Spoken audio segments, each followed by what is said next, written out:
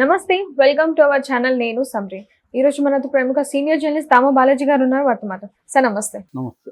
Sir, supreme court అంటే Kejriwal case నడుస్తుంది కదా సార్, అప్పటి నుంచి బెయిల్ గురించి ఆయన మాట్లాడడం అని జరిగింది. సో ఇప్పుడు సుప్రీం కోర్టు కేజ్రీవాల్ బెయిల్ మీద ఒక షాక్ ఇచ్చింది.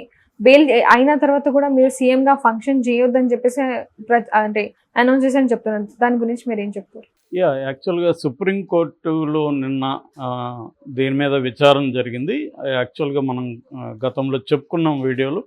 అదేంటంటే కేజ్రీవాల్ అరెస్టును ఛాలెంజ్ చేస్తూ సుప్రీంకోర్టులో పిటిషన్ వేశాడు. నన్ను అరెస్ట్ చేసిన పద్ధతి కానీ టైమింగ్ కానీ కరెక్ట్ కాదు, ఏ రకమైన మెటీరియల్ ఎవిడెన్స్ కానీ డాక్యుమెంటల్ ఎవిడెన్స్ కానీ లేదు, ప్రొసీడింగ్స్ ఆఫ్ క్రైమ్ని ఎస్టాబ్లిష్ చేయలేదు, ఓన్లీ అప్రూవర్ల స్టేట్మెంట్లు బేస్ చేసుకొని నన్ను ఎలక్షన్ ముందు కావాలని అరెస్ట్ చేశారు. సో ఎలక్షన్లో మా పార్టీ గెలవకూడదని, మా పార్టీ రైవల్గా ఉండకూడదని చెప్పి నా విన్నింగ్ అవకాశాలను దెబ్బతీయడం కోసమే ఒక కుట్రపూరితంగా పొలిటికల్ స్ట్రాటజీలో భాగంగానే నన్ను అరెస్ట్ చేశారన్న వాదనను అభిషేక్ మను సింఘ్వి అడ్వకేట్ సుప్రీంకోర్టులో ఆర్గ్యుమెంట్స్ వినిపించారు. సో సుప్రీంకోర్టు ఈడీ తరపున అటెండ్ అయిన అడిషనల్ సాలిసిటర్ జనరల్ ఎస్వి రాజు అడ్వకేటు ఆయన్ను చాలా ప్రశ్నలు వేసింది. అదేంటంటే మామూలుగా ఈడీ పిఎంఎల్ఏ చట్టాన్ని ఫాలో అవ్వాలి. పిఎంఎల్ఏ చట్టం అంటే prevention of money laundering act. అందులో ఆ చట్టం ఏం చెప్తుందంటే మ్యాక్సిమం 365 డేస్ లోపల ఒక కేసుని ఫినిష్ చేయాలని చెప్తుంది. ఇది 2022 ఆగస్టులో ఈ కేసు నమోదైంది. 2 ఇయర్స్ పైన అయిపోయింది. ఇప్పటి వరకు మీరు అసలు దీన్ని ఎందుకు ముందుకు తీసుకెళ్ళట్లేదు? ఇప్పుడు ఎలక్షన్ ముందు కావాలని అరెస్ట్ చేశారని వాళ్ళు ఆరోపిస్తున్నారు. ఆ టైమింగ్ కూడా డౌట్ఫుల్గా ఉంది. సో అనేది ఆర్గ్యూ చేశారు. రెండవది, మామూలుగా కేజ్రీవాల్ బెయిల్ కోసం ఆయన ట్రై చేయలేదు.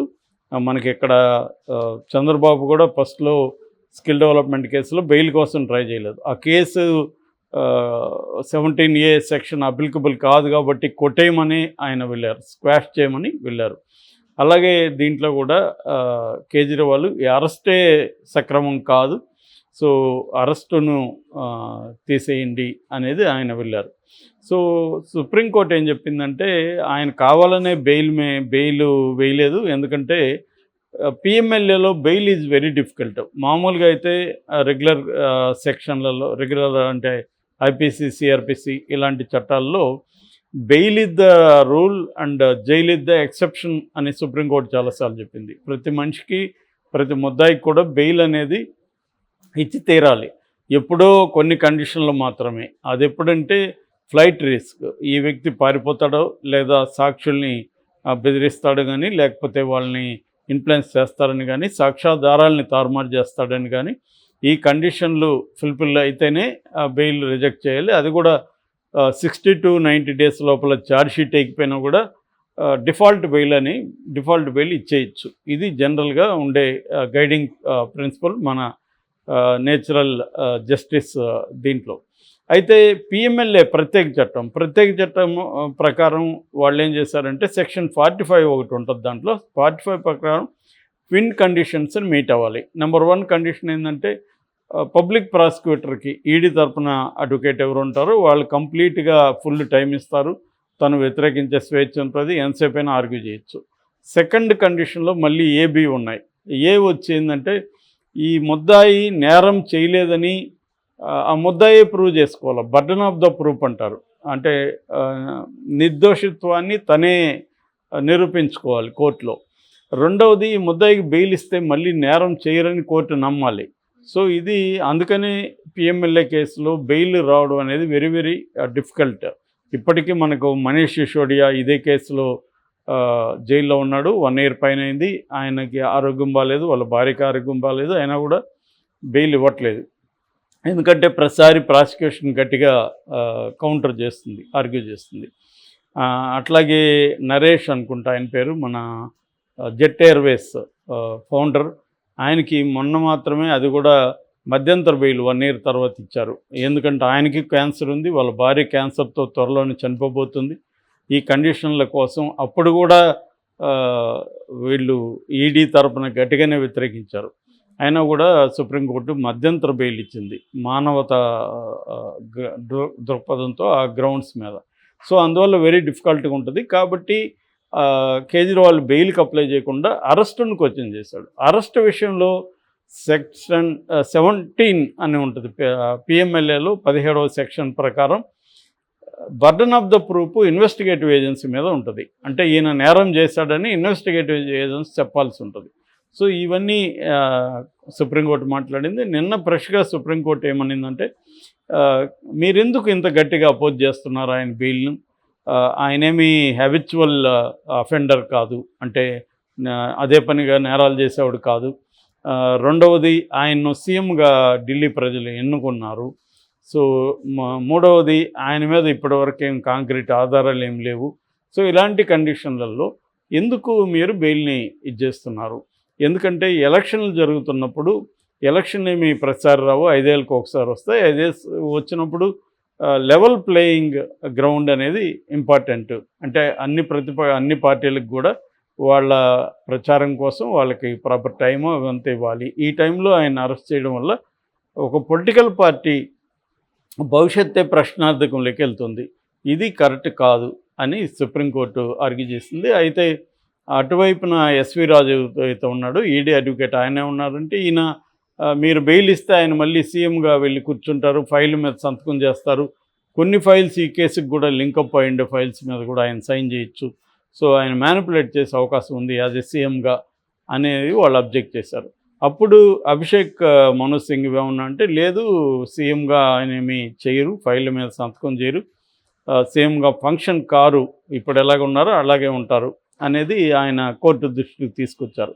అప్పుడు కోర్టు ఏం చెప్పిందంటే లేదు, మీరు ఖచ్చితంగా సీఎంగా ఉండడానికి లేదు, మీరు ఏ ఫైల్ మీద సంతకం చేయకూడదు, సో సీఎం హోదాలో మీరు పనిచేయకూడదు, మీరు ఆ పార్టీ అధ్యక్షుడిగా మీరు ప్రచారం చేసుకోవచ్చు అని మాత్రమే సుప్రీంకోర్టు చెప్పింది. కానీ అది రిటర్న్గా ఏమీ ఆదేశాలు ఇవ్వలేదు. కానీ మౌఖికంగా ఆయనకి ఒక రకంగా సూచన అనుకోవచ్చు. సూచన అయినా కూడా సుప్రీంకోర్టు ఆదేశంగానే పరిగణించి ఆయన ఫాలో కావాల్సి ఉంటుంది. అయితే ఈ అభిషేక్ మను సింఘ్వి ఆయన ఇంకొక డౌట్ కూడా రైజ్ చేశాడు. ఒకవేళ ఈయన సైన్ చేయడు కాబట్టి అక్కడ గవర్నర్ జనరల్ సైన్ చేయాల్సి ఉంటుంది. ఇక్కడ ఎట్లాగైతే గవర్నర్ మనకి స్టేట్స్లో బిల్స్ సైన్ చేయాలో అట్లాగా కొన్ని గవర్నర్ జనరల్ చేతుల్లో ఉంటాయి, వాళ్ళు కావాలని రిజెక్ట్ చేయకుండా చూసుకోవాలి, అది కూడా మీరు చెప్పాలని కూడా విజ్ఞప్తి చేశారు. దాన్ని పరిగణలోకి తీసుకుందనమాట. సో ఇది బేసిక్గా నిన్న సుప్రీంకోర్టులో జరిగింది. అగైన్ ఇది రేపటికి మళ్ళీ వాయిదా పడింది. రేపు మళ్ళీ దీని మీద చర్చ చేసి బెయిల్ ఇచ్చే అవకాశం అయితే ఎక్కువగా కనిపిస్తుంది.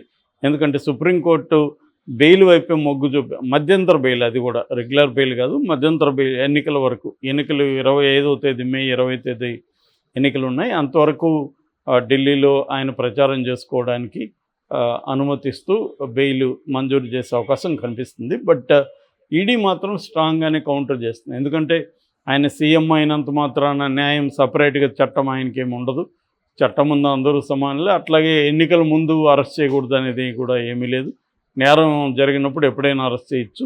ఇలాంటి వాదనలు ఇది ఈడీ వినిపించింది. బట్ ఆ వాదనలతో సుప్రీంకోర్టు కన్విన్స్ కావట్లేదు. ఎందుకంటే ఆయన మీద ఇప్పుడు అర్జెంటుగా ఆయన అరెస్ట్ చేయాల్సిన అవసరం ఉంది. 2 ఏళ్ళు దాటింది, మీరు ఇప్పటివరకు ఏం చేస్తున్నారు, అసలు ఆయన నిర్దోషిగా అరెస్ట్ చేస్తారా దోషిగా అరెస్ట్ చేస్తారా అది కూడా తేల్చండి అని కూడా సుప్రీంకోర్టు అడిగింది.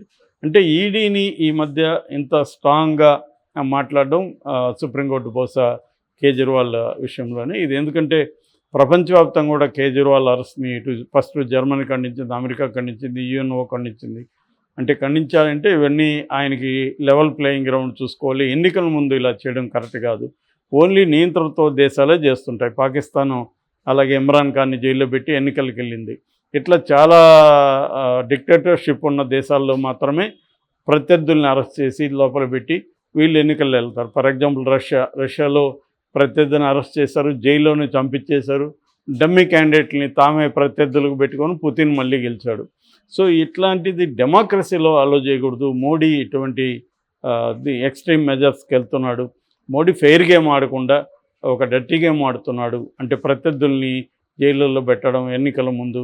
For example Jharkhand CM Hemant Soren ఆయన్ని జైలు పెట్టారు, కేజ్రీవాల్ని జైల్లో పెట్టారు. ఇక్కడ కవితను తీసుకెళ్ళి, కవిత కూడా ఇక్కడ ఎన్నికల్లో ఆమె స్టార్ క్యాంపెయినర్గా ఉంటే కొద్దిగా బీఆర్ఎస్కి విన్నింగ్ అవకాశాలు కొద్దిగా బెటర్గా ఉండేది, ఎందుకంటే ముఖ్యంగా మహిళల్ని అప్పీల్ చేస్తుంది ఆమె. సో ఇవన్నీ లేకుండా చేస్తుందనేది ప్రధానంగా విమర్శలు. మరి సుప్రీంకోర్టు దీని మీద బెయిల్ ఇస్తుందా లేదనేది రేపు తెలుస్తుంది. మోస్ట్లీ ఇచ్చే అవకాశాలు కనిపిస్తున్నాయి. Okay, thank you.